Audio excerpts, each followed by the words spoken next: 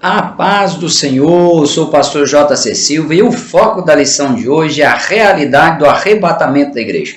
Lembrando que para você receber as notificações sempre que houver um novo vídeo, basta se inscrever no canal e acionar o sininho. Seu feedback com seus comentários e seu like ajudam a impulsionar os vídeos para que eles apareçam nas pesquisas e também nas sugestões de vídeos. Conto contigo na missão de abençoar vidas por meio desses vídeos. O textuário da reflexão bíblica de hoje está em Apocalipse capítulo 3, versículo 10, que diz: Como guardastes a palavra da minha paciência, também eu te guardarei da hora da tentação que há de vir sobre todo o mundo para tentar os que habitam na terra. Na verdade aplicado, o pastor William Barros, ele afirma que o estudo do arrebatamento deve nos mover ao cultivo de um viver moderado, justo e piedoso, servindo ao Senhor. O texto de referência é 1 Coríntios capítulo 15, versículo 51 e 1 Tessalonicenses capítulo 4, versículos 16 a 18. Nesses textos, o arrebatamento da igreja é mostrado como algo real que deve ser desejado e que se cumprirá de forma literal. No contexto do Novo Testamento, o arrebatamento da igreja também é mencionado como sendo um evento que ocorrerá à meia-noite e como sendo o dia de Cristo. Quanto ao momento ser a meia-noite, é porque a meia-noite marca o fim de um dia e o início do outro. Portanto, marcará o fim da dispensação da graça, também conhecido como dispensação da igreja, como dispensação do Espírito Santo, o período de tempo no qual Deus se revela e fala ao mundo por meio da ação do Espírito Santo na igreja cristã, e iniciará o dia da igreja glorificada com Jesus Cristo na boda do Cordeiro, bem como iniciará o dia no qual a humanidade será submetida ao juízo divino sobre os ímpios na grande tribulação sobre o governo do anticristo. A expressão dia de Jesus Cristo ou dia de Cristo contrasta com a expressão bíblica dia do Senhor, que se refere ao período de tempo que Deus executará seu juízo sobre os filhos da desobediência na grande tribulação, no julgamento das nações e no juízo final. Enquanto o dia de Cristo será de bênção, de proteção, de livramento e de galardão aos fiéis que estão com Cristo, o dia do Senhor será o oposto, pois Deus ele tratará com quem rejeita a oferta de salvação por meio do sacrifício de Jesus Cristo na cruz. Analisando a realidade do arrebatamento da igreja, a realidade do dia de Cristo, o foco será sobre a esperança dos que morreram fisicamente na condição de fiéis a Deus e dos cristãos vivos, bem como sobre as características peculiares do arrebatamento da igreja. Quanto à esperança para os que morreram em Cristo, ela é tão real quanto ao arrebatamento da igreja, pois o contexto bíblico deixa claro que inclui os que vieram ou vierem a óbito físico na condição de fiéis aos propósitos de Deus para a vida humana, incluindo os fiéis em todos os períodos da raça humana. Se referindo às pessoas que vieram ou vierem a óbito físico na condição de fiéis, o apóstolo Paulo afirma: Não quero, porém, irmãos, que sejais ignorantes acerca dos que já dormem, para que não vos entristeçais como os demais que não têm esperança. Porque se cremos que Jesus morreu e ressuscitou, assim também, aos que em Jesus dormem, Deus os tornará a trazer com ele. Para o escritor Stanley Orton, a ressurreição dos fiéis será o clímax triunfante da obra do Espírito Santo na terra. Isso porque, se o Espírito daquele que dos mortos ressuscitou a Jesus habita nos fiéis, aquele que dos mortos ressuscitou a Cristo também vivificará o corpo mortal dos fiéis pelo seu Espírito que habita nos fiéis. O pastor e escritor Antônio Gilberto, ele traz à tona outros dois tipos de mortes, além da morte física, que é a separação do corpo e da alma. Quanto à morte espiritual, que é a separação entre o ser humano e Deus, para o pastor Antônio Gilberto, pode haver esperança a essa pessoa, pois a morte espiritual pode ser revertida desde que a pessoa ela se arrependa dos seus pecados e se converta a Cristo antes do seu óbito físico.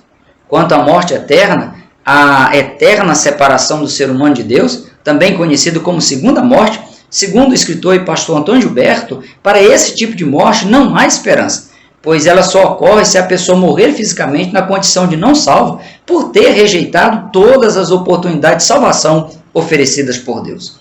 Os que vivem de acordo com o propósito de Deus para a vida humana, eles não sofrerão o dano da segunda morte. Além da promessa pessoal de Jesus de que voltará para buscar seus servos e suas servas para estarem com ele onde ele estiver, a garantia contundente que os que morreram ou morrerem fisicamente vão ressuscitar é a ressurreição de Jesus de entre os mortos. Quanto a Cristo ser a primícia dos que dormem no Senhor, Paulo afirma: Cristo ressuscitou dos mortos e foi feito a primícia dos que dormem, porque assim como a morte veio por um homem, também a ressurreição dos mortos veio por um homem. A ressurreição das pessoas que morreram ou vierem a morrer fisicamente na condição ou não de salvos é um assunto com base sólida dentro do contexto geral das Escrituras. Quanto à ressurreição dos salvos, Apocalipse capítulo 20, versículo 6 ressalta dizendo: Bem-aventurado e santo aquele que tem parte na primeira ressurreição. Sobre estes não tem poder a segunda morte, mas serão sacerdotes de Deus e de Cristo e reinarão com ele 1000 anos. Vale frisar que o que a Bíblia chama de primeira ressurreição, numa referência à ressurreição dos justos, se dará em 2 etapas distintas, assim como a segunda volta de Jesus se dará também em 2 etapas distintas. Na primeira fase da primeira ressurreição, ressuscitarão todos os salvos, desde os primórdios da humanidade, que vieram a óbito físico até o arrebatamento da igreja. Na segunda fase da primeira ressurreição, ressuscitarão todos os que morrerem no período tribulacional por sustentarem a fé em Cristo em pleno império mundial, governado pelo anticristo na grande tribulação. Eles ressuscitarão para reinar com Cristo no milênio. Quanto à ressurreição dos ímpios, Daniel capítulo 12, versículo 2 alerta que muitos que dormem no pó da terra ressuscitarão, uns para a vida eterna e outros para a vergonha e desprezo eterno. Só os que fizerem parte da primeira ressurreição, da ressurreição dos justos, não sofrerão o dano da segunda morte. Portanto, os que, por deixarem de estar na condição de salvos, por deixarem de estar na condição de justos diante de Deus, não vão participar da primeira ressurreição e ainda sofrerão o dano da segunda morte. Nesse sentido, a Bíblia alerta: quanto aos tímidos e aos incrédulos e aos abomináveis e aos homicidas e aos fornicadores e aos feiticeiros e aos idólatras e a todos os mentirosos, a sua parte será no lago que arde com fogo e enxofre, o que é a segunda morte. Deus enviou seu Filho ao mundo não para que condenasse o mundo, mas para que o mundo fosse salvo por ele. Quem crê nele não é condenado, mas quem não crê já está condenado, porquanto não crê no nome do unigênito Filho de Deus. E a condenação é esta, que a luz veio ao mundo e os homens amaram mais as trevas do que a luz, porque as suas obras eram más. O objetivo de levantar aqui a questão da segunda ressurreição é justamente para conscientizar cada pessoa da necessidade de, caso ela esteja morta espiritualmente, esteja vivendo na prática do pecado e por isso separada de Deus, que a pessoa se arrependa dos seus pecados e se converta a Cristo. Ou caso a pessoa esteja já servindo ao Senhor, se prepare cada dia mais para, se vier a óbito físico, a pessoa esteja preparada para passar desta vida para a eternidade na condição de salvo, de justo diante de Deus pela fé em Cristo Jesus. Tendo em vista que a longevidade humana cada dia se reduz devido à má qualidade de vida física e espiritual, levando as pessoas a ficarem inseguras quanto às adversidades da vida e quanto às incertezas da vida pós-morte física, quanto ao que espera a pessoa na eternidade, Paulo aconselha dizendo: consolai-vos com estas palavras. A brevidade da vida física, a rapidez com que a vida humana se esvai, não pode ser motivo de desespero para o cristão, como é para os ímpios que vivem sem ter esperança e sem Deus no mundo. Cada cristão deve vivenciar de forma sólida a fé de que guarda no coração a viva, a firme e bem-aventurada esperança de que se encontrará com o Senhor e viverá para sempre com Ele. Paulo deixou o testemunho pessoal de sua convicção quanto a essa realidade quando ele disse: estou certo de que nem a morte, nem a vida, nem os anjos, nem os principados, nem as potestades, nem o presente, nem o porvir, nem a altura, nem a profundidade, nem alguma outra criatura nos poderá separar do amor de Deus que está em Cristo Jesus, nosso Senhor. Combati o bom combate, acabei a carreira, guardei a fé. Desde agora a coroa da justiça me está guardada, a qual o Senhor, justo juiz, me dará naquele dia, e não somente a mim, mas também a todos os que amarem a sua vinda. A esperança de Paulo sempre foi seu grande consolo, e o deve ser a cada cristão genuíno, ainda que o cristão tenha que enfrentar o desfalecimento físico ou até a morte física. Espiritualmente, o cristão tem que se manter firme, tem que se renovar a cada dia para se tornar mais do que vencedor em Cristo Jesus, nosso Senhor. Portanto, cristão, não se entristeça como os demais que não têm esperança. Quanto à igreja e esperança do porvir, já adentramos um pouco nessa questão no tópico anterior, mas ainda há detalhes interessantes a serem analisados. Para o comentarista pastor William Barros, sem a expectativa quanto à volta de Jesus, o conceito teológico de esperança há muito já teria perdido todo o seu significado. Falando sobre a necessidade de se ter esperança quanto ao porvir, Paulo afirma que nem todos dormiremos, ou seja, nem todos os cristãos vão experimentar a morte física, a separação do corpo e a alma. Quando Paulo alega estar dizendo um mistério, é porque, para algumas pessoas, essa questão é algo difícil de se explicar ou se imaginar. No entanto, as Escrituras relatam 2 casos de pessoas que não experimentaram a morte física e que foram arrebatadas da terra por Deus. Enoque e Elias prefiguram a igreja do arrebatamento, a geração de cristãos genuínos que não vão experimentar a morte física. Já Moisés, que apareceu glorificado no Monte da Transfiguração, ele representa os cristãos que ressuscitarão primeiro, serão transformados e glorificados para, juntamente com a igreja cristã que não experimentou a morte física, estar com Jesus nos ares. O pastor William Barros, ele pondera em seus comentários que o conhecimento deste fato deve levar o cristão ao despertamento genuíno para as coisas espirituais e a buscar por uma comunhão profunda com Jesus. Ao final do livro de Apocalipse, Jesus adverte dizendo: "Eis que cedo venho, e o meu galardão está comigo para dar a cada um segundo a sua obra." Na abordagem sobre o momento do arrebatamento da igreja, o apóstolo Paulo esclarece como será a ordem sequencial do evento. Ele diz: "Os que morreram em Cristo ressuscitarão primeiro. Depois nós, os que ficarmos vivos, seremos arrebatados juntamente com eles nas nuvens." Essa ordem sequencial evidencia que diante de Deus inexiste acepção de pessoas, pois o que predomina é a fé em Deus, é o se manter no propósito divino para o ser humano, é o estar em Cristo, é o estar em um relacionamento de fidelidade com Deus. E é por esse fator em comum que todos serão levados juntos pela ação sobrenatural do Espírito Santo para encontrar com o Senhor Jesus nos ares. A semelhança do que ocorreu no Egito com a saída do povo hebreu rumo à terra prometida, o maior impacto sobre a sociedade ímpia, desobediente à vontade de Deus, será a comprovação do desaparecimento em massa dos cristãos genuínos por eles terem sido arrebatados da terra. O desespero vai ser muito grande, pois as pessoas cairão em si quanto às verdades do Evangelho que estão sendo pregadas e rejeitadas por muitos, como ocorreu no caso das virgens loucas, que, mesmo tendo oportunidade de levarem azeite nas botijas, se descuidaram e descobriram tardiamente que não dava mais tempo de se preparar para acessar com o noivo a festa nupcial. Paulo diz que nem todos dormiremos, mas todos seremos transformados. Essa é a explicação de Paulo ao questionamento de como seria a ressurreição dos mortos e com que corpos eles retornariam à vida. O plano de redenção oferecido por Deus e consolidado por Jesus no seu sacrifício da cruz objetiva a restauração plena do ser humano, e essa restauração passa pela conversão a Cristo, pela manutenção da comunhão com Deus e pela busca pela santificação, bem como pela recomposição plena e perfeita do corpo humano ao estado de incontaminado, incorruptível, imortal e glorificado.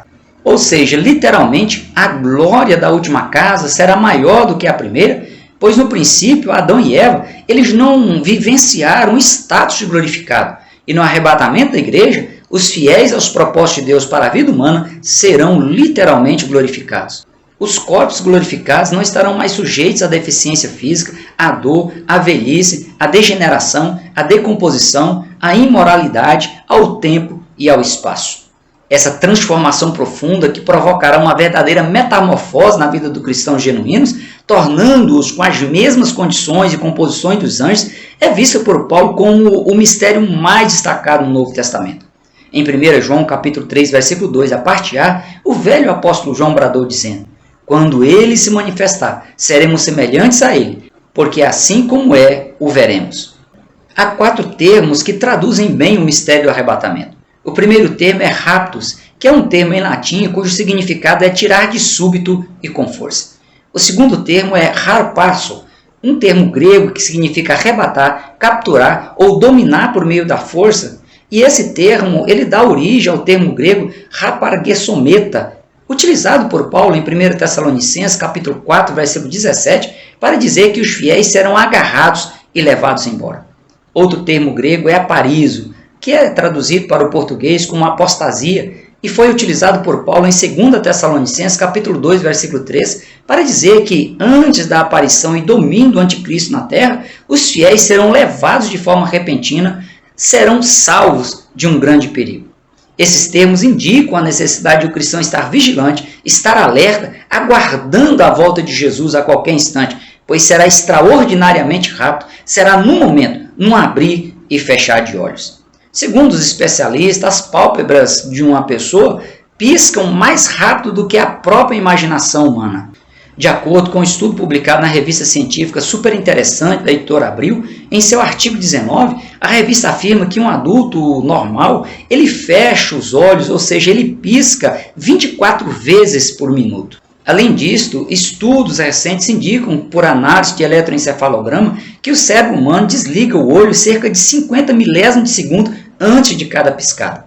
Somando-se o tempo de desligamento do olho com a frequência de 24 piscadas por minuto, chega-se a um tempo de 1,2 segundos entre o abrir e o fechar do olho humano.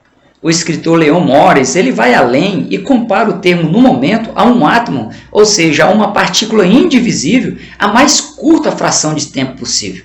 Diante dessa realidade, o pastor William Barros ele reforça em seus comentários que não dará tempo de se arrepender, de procurar uma igreja, de dobrar os joelhos e clamar ao Senhor. Portanto, o tempo de se arrepender e clamar a Deus é agora. Vós mesmos sabeis muito bem que o dia do Senhor virá como um ladrão de noite. Por isso estáis vós apercebidos também, porque o Filho do Homem há de vir a hora que não penseis. Me permita que ainda, apenas como esclarecimento quanto à declaração de Jesus de que daquele dia e hora ninguém sabe, nem os anjos dos céus, nem o Filho, mas unicamente meu Pai, essa afirmação de Jesus se deu enquanto ele era um ser humano comum, no exercício do seu ministério terreno, sem se utilizar dos seus atributos divinos.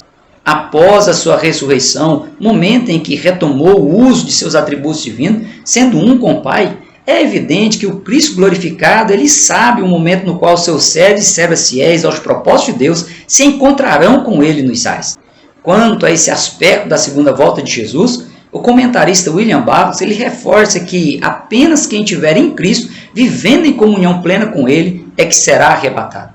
Além disso, ele declara que a segunda volta de Jesus se dará em duas fases distintas, sendo a primeira fase de forma invisível, sem que os seus pés toquem a terra ou que ele seja visto pela humanidade. Será antes da grande tribulação e somente os arrebatados o verão ao encontrá-lo nos ares. A segunda fase da segunda vinda de Jesus será pública ao final da grande tribulação. Jesus virá acompanhado da igreja glorificada dos seus santos anjos para dar livramento à nação de Israel, para destruir os inimigos de Israel, prender Satanás, julgar as nações e inaugurar o milênio. A partir do arrebatamento da igreja, os fiéis aos propósitos de Deus para a vida humana, de todas as épocas da história e de todos os ciclos da igreja cristã, estarão para sempre com Cristo. A transitoriedade da vida humana na terra dará lugar ao eterno estado de perfeição e felicidade plena. Portanto, retenhamos firme a confissão da nossa esperança, porque fiel é o que prometeu. Além de prometer voltar para levar seus servos e suas servas para estar com ele, na oração sacerdotal, Jesus ele demonstrou esse intenso desejo pessoal na sua oração intercessória, dizendo: Pai, aqueles que me destes, quero que onde eu estiver, também eles estejam comigo, para que vejam a minha glória que me destes, porque tu me has amado antes da criação do mundo.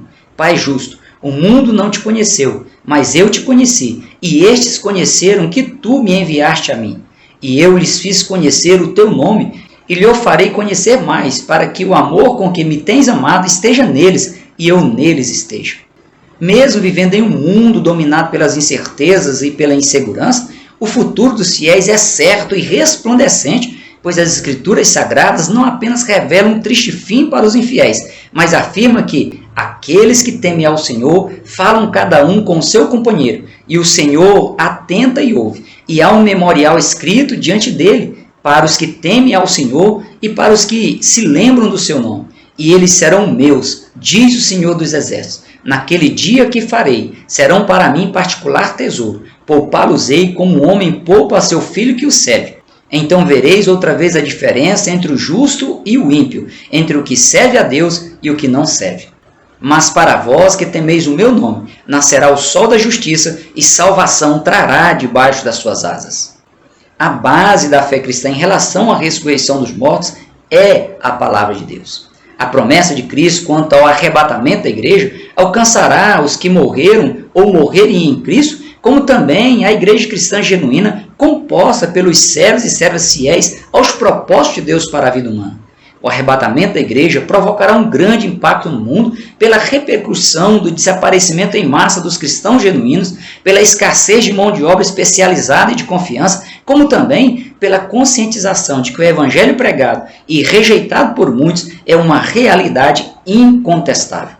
Reflita bem sobre a realidade do arrebatamento da igreja, pois é uma excelente oportunidade de se manter viva a esperança da volta de Jesus, de se manter fiel aos propósitos de Deus nos momentos de adversidades, aflições e tentações, de cumprir a missão de evangelizar o mundo e dar às pessoas a oportunidade de elas também se prepararem para esse grande evento futuro, de estar alerta, vigilante, esperando Cristo a qualquer momento. Entenda que, para o cristão genuíno, não há o que temer. Aliás, é reconfortante, pois gera a boa expectativa de que em breve as lutas desta vida findarão e Deus limpará dos olhos dos seus servos e suas servas toda a lágrima. Afinal, se esperamos em Cristo só nessa vida, somos os mais miseráveis de todos os homens.